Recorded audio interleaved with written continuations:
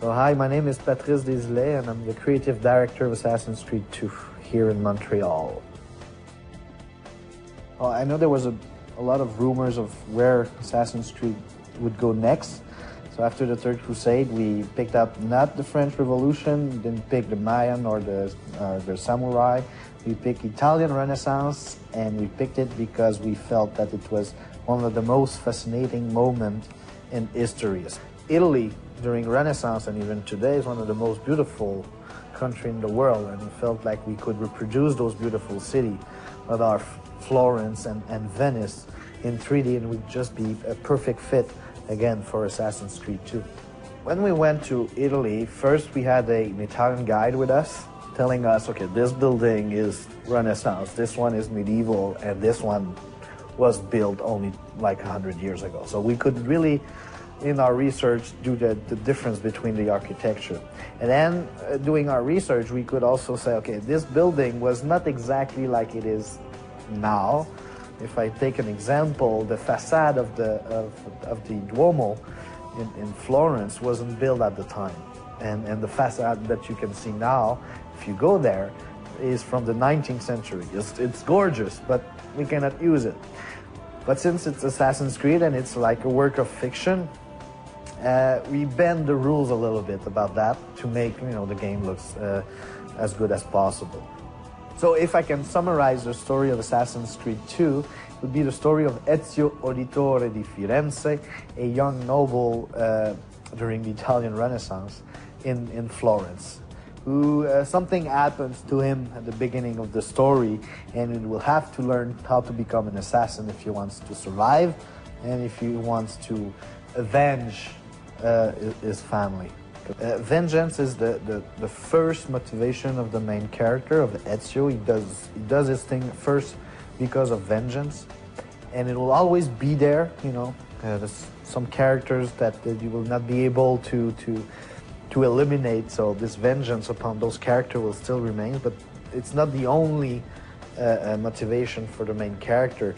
The character is someone also that has friends, that makes friends with, he's really good socially, so you'll have a bunch of friends around him, and he will do missions for them. So it's not only about this vengeance thing, but it's the spark that starts it all. Ezio is a really different character, by the way, from Altair, the main character of Assassin's Creed 1. Altair was really a character about following the creed of the Assassin's Creed. He was a warrior monk, was really good and gifted at assassinating people, but not only that, but through running and climbing and fighting. Ezio has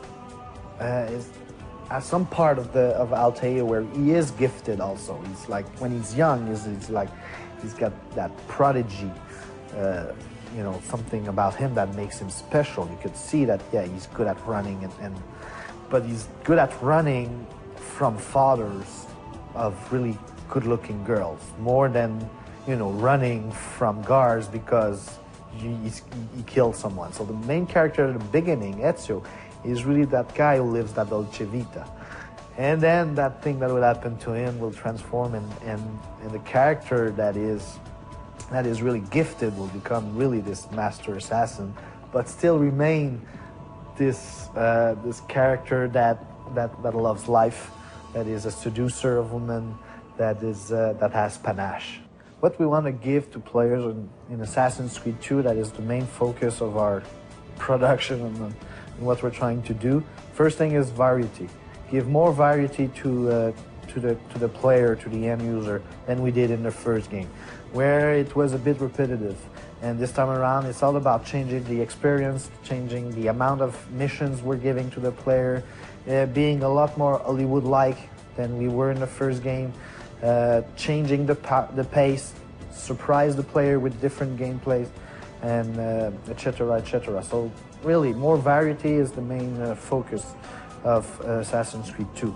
There will be a lot more wow moments in Assassin's Creed 2 than there were in Assassin's Creed 1 for sure.